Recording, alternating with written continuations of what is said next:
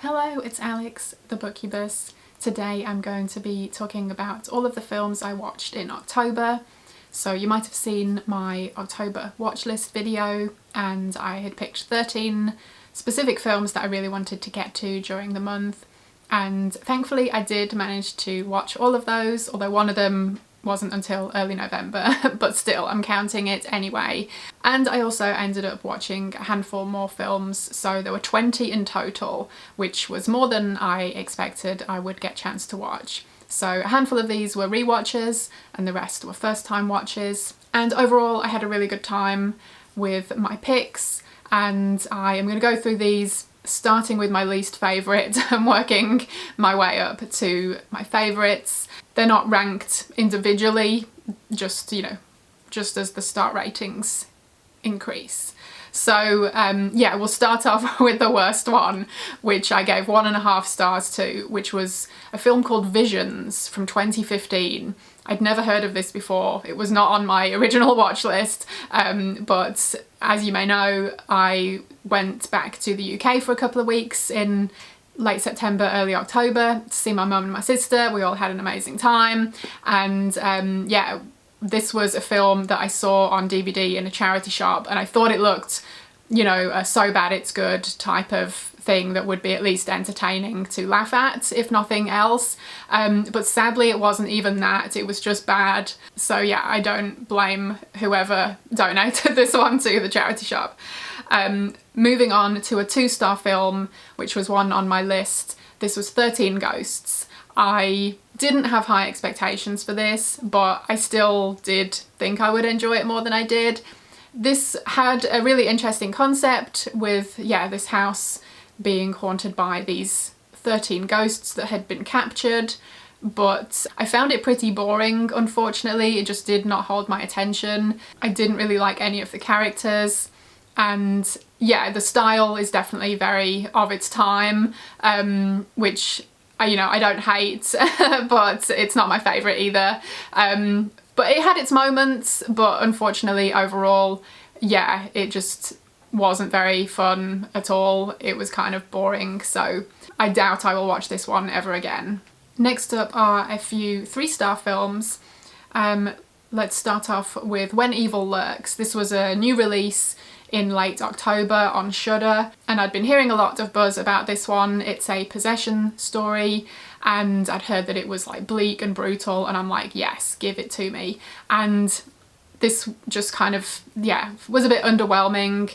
I think it had some interesting ideas and it looked really great, but the story was a bit lacking in places. Some of it just kind of felt like they were making it up as they went along and it didn't quite make sense. And the other thing that was a kind of big hurdle for me was that I did not care about the characters. I can see it having much more of an impact if you cared about the characters, but I just really didn't, because they just made so many stupid decisions that I just kind of clocked out pretty early on of caring about their story. This overall ended up being a 3-star for me. It didn't live up to the hype in my opinion, but yeah, I didn't hate it either. I thought it was worth a watch still. Next up is VHS 85, which was another one that came out in October, and yeah, I enjoy some of these ones.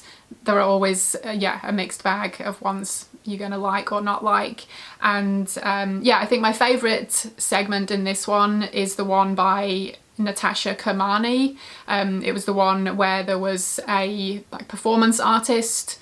It was just very weird and very much my cup of tea. So I thoroughly enjoyed that particular segment. I think the Scott Derrickson one was good too, although it was pretty much just sinister again. But great vibes. And I think the bookending story about the scientific experiment, I thought that one was pretty good too. The other ones, not so much, but it was a fun enough watch, just the typical 3-star VHS anthology, I guess. And last up for the 3-star films was Terrifier from 2016, and I went into this one actually expecting not to like it at all, but yeah, 3 stars is not bad. I did enjoy it somewhat. I think it started off much stronger than it ended. I think it kind of fizzled out as it went along, and because there isn't really much plot to it, it just kind of felt repetitive after a while. And yeah, the clown thing was, yeah, you know, a bit creepy to begin with, but it kind of, yeah, again got repetitive, so I got a bit old pretty quickly. There were some great effects though, so yeah, definitely some points for that. And yeah, I did enjoy it more than I expected, so I will take that as a win. I've also heard really good things about the sequel, so I'll have to give that one a watch sometime. Moving on to the 3.5 star films, we have Haunted from 1995. This is an adaptation of the book of the same name by James Herbert, which I read and really enjoyed. And yeah, this one was a bit of a mixed bag. I don't think it's a very good adaptation of the book. I think it's pretty messy in that respect, but I did still like some of it. Some of the story I think was effective, and it definitely looks really good. There's a good, yeah, great location, and yeah, great atmosphere. It's definitely a slow burn, and yeah, I just think the changes that they made from the book, and yeah, certain things that they added in that weren't in the book, I'm not sure they really worked. But yeah, still glad I watched it, and I somewhat enjoyed it. Dagon from 2001. This is a Lovecraft story, and it's set in this very rainy and wet like coastal village with some very strange inhabitants, and this couple get stranded there and yeah, figure out some weird stuff that's going on. Yeah, this one was definitely a bit slow and the characters weren't the most compelling, but it did have some really good effects and once it got going, and yeah, I think the setting was really good as well. Like, I can't imagine how they survived shooting in like just everyone's wet all the time basically, and not in a good way. So yeah, this one definitely had its moments, but was a bit kind of slow and clunky otherwise, and it does have some really terrible CGI, but the practical effects were great. So yeah, another one that I enjoyed somewhat. The Guardian from 1990. My mini review on Letterboxd for this kind of sums it up. I described it as The Hand That Rocks the Cradle meets The Company of Wolves with a splash of The Evil Dead, plus a very brief appearance of the Don't Panic pyjamas. If you've seen Don't Panic, you will know what I mean.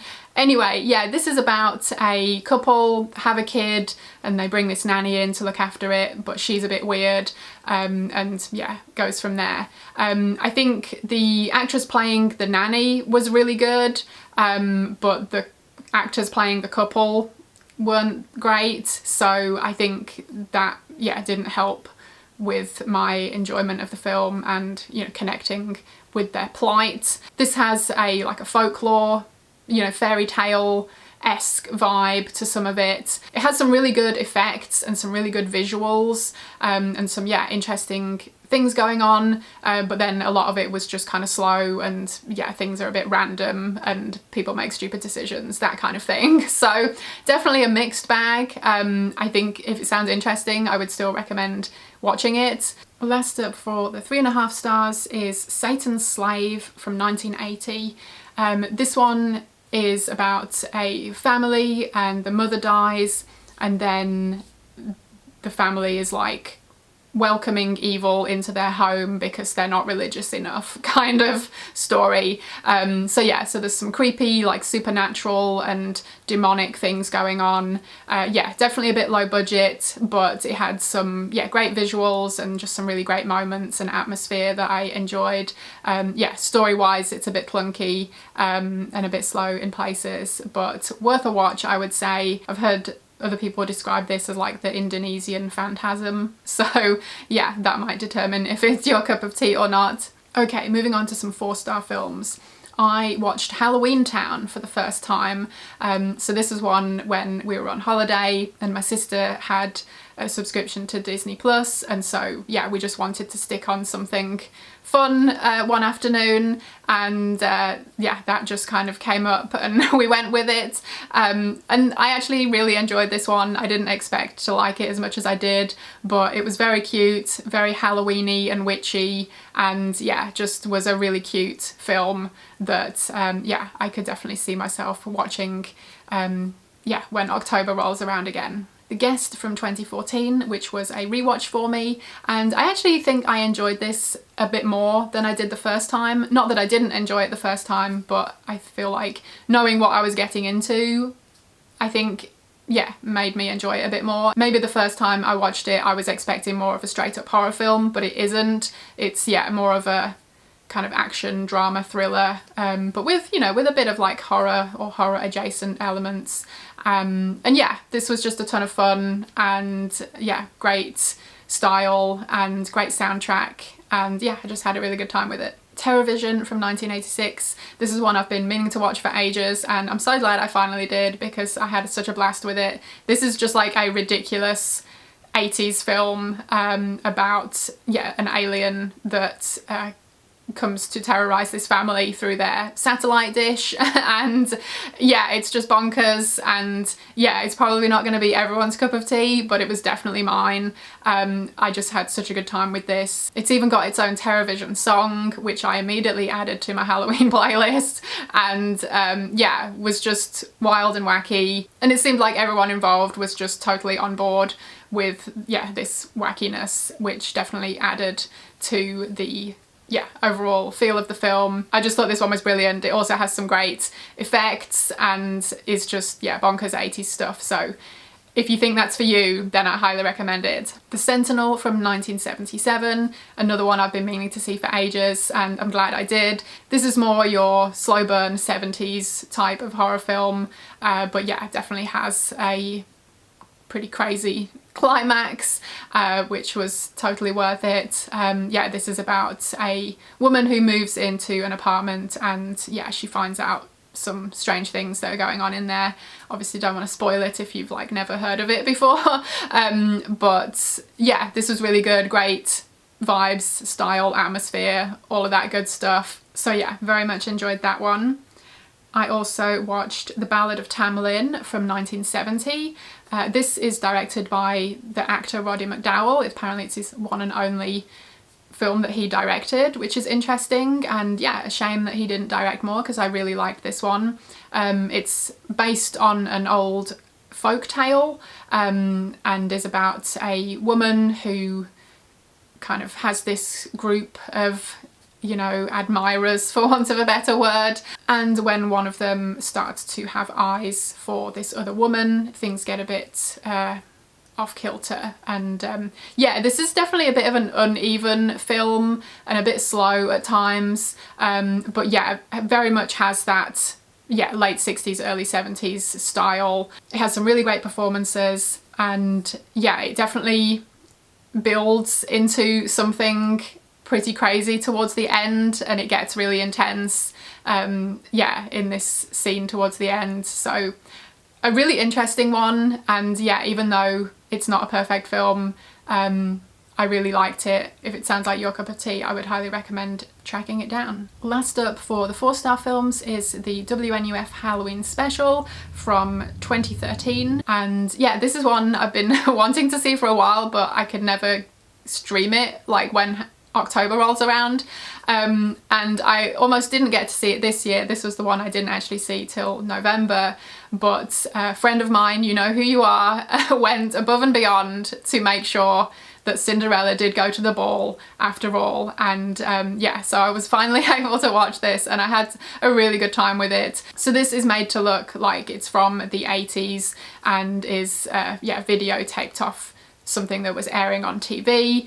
So it has all of the advert breaks, and it has a like news team going in to do this live exploration into a supposedly haunted house. So yeah, inspired somewhat by Ghostwatch, but it definitely does its own thing with that concept, and yeah, it was just a really good time. I had a lot of fun with this. A lot of the adverts made me chuckle, and a lot of the interaction and the stuff going on in the newsroom and also on the live feed was very funny too.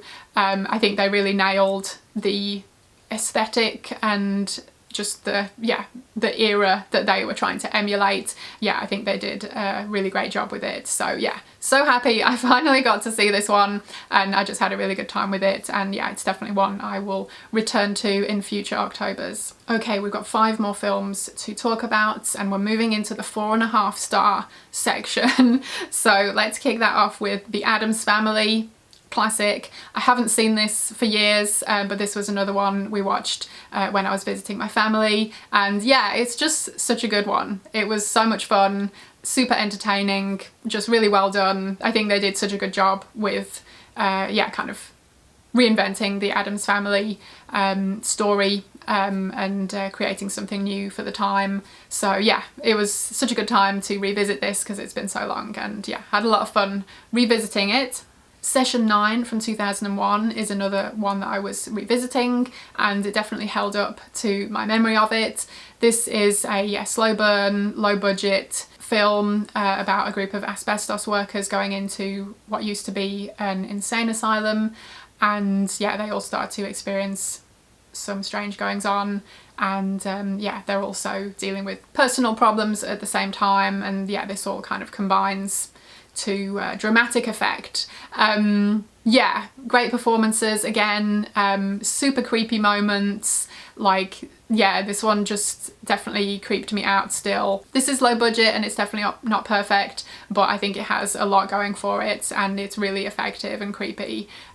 So yeah, if you have not seen this one, then I do recommend tracking it down. The next one, and the last of my 4.5 star watches, was my favourite of my first time watches for the month, and this was Alukard from 1977. This is another one I'd been meaning to see for ages, and I'm really glad that I finally did. This is about a couple of girls who are at a convent, and they kind of take a dark path into satanic worship and all of that fun stuff, and yeah, it's crazy. The aesthetic and style of it are just absolutely my kind of thing. Yeah, great performances. The things get a bit crazy. There's some nudity, there's lots of screaming, and yeah, it was just my kind of good time, you know? It was just my kind of film. I thought it was great.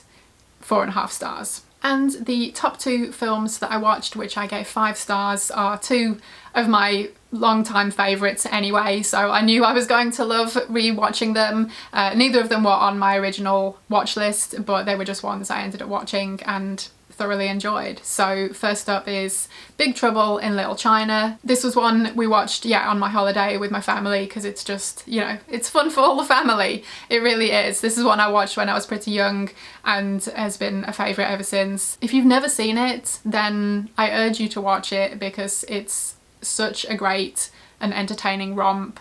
Kurt Russell is brilliant in it, and I still have a big crush on him as Jack Burton. And yeah, it's just so good. Like, I don't know what else to say about it other than it's brilliant and I love it. So I don't know if I've shared this photo. I probably have, and if I'm boring you then I apologise, but one year both my husband and I dressed up as Jack Burton for Halloween, so that was pretty great. And last but definitely not least, because it's at the top of the list, it's the best, The Burbs. That's right. Satan is good, Satan is our pal. This is another one I saw when I was fairly young and really enjoyed it, and it's been a favourite ever since. And this was actually the one I watched on Halloween night itself. I had a bit of a crappy day actually because I was just dealing with some personal things and life, you know, which just sucks sometimes. But thankfully, once I was done with my work day, I was home and we had a bunch of trick-or-treaters come round, which was really cool. Then my husband and I went to a friend's party for a little bit, which was fun. And then, yeah, came back home and I was like, I want to watch something that I know I'm going to love. So I reached for The Burbs on VHS, of course, for you know, ultimate nostalgia levels. And yeah, it's just so much fun. Like Big Trouble in Little China, it's one of those films that I'm always baffled if people haven't seen them or if they don't love them as much as me, which, I mean, obviously, you know, to each their own. I know not everyone is going to love them, but they're just so much fun and so entertaining and so quotable. And I just, yeah, they never get old for me. I have such a good time watching them. So yeah, it was really great to revisit that. It was the perfect film for Halloween night, just as a good comfort watch. And funnily enough, there is a Sentinel reference in The Burbs, so that just, you know, tied everything together quite nicely. Anyway, that is my October film wrap-up. Let me know if you've seen any of these. I would love to hear what you thought of them, even if we have differing opinions. Let me know what you watched in October, if you have any new favourites that you think I should watch. Do let me know. Halloween is already feeling like a bit of a distant memory, exacerbated by the fact that my neighbour is currently outside blasting Christmas tunes and putting up Christmas decorations. I mean, to each their own, but, and I'm not a Christmas hater, but I'm just not ready for it in November. Like, yeah, it's got to at least be December for me to be wanting to get Christmassy, I think. So anyway, I hope you had a great October. I hope you're having a good November so far. And thank you ever so much for watching. I hope you enjoyed it, and hopefully I will see you again in my next video. Bye.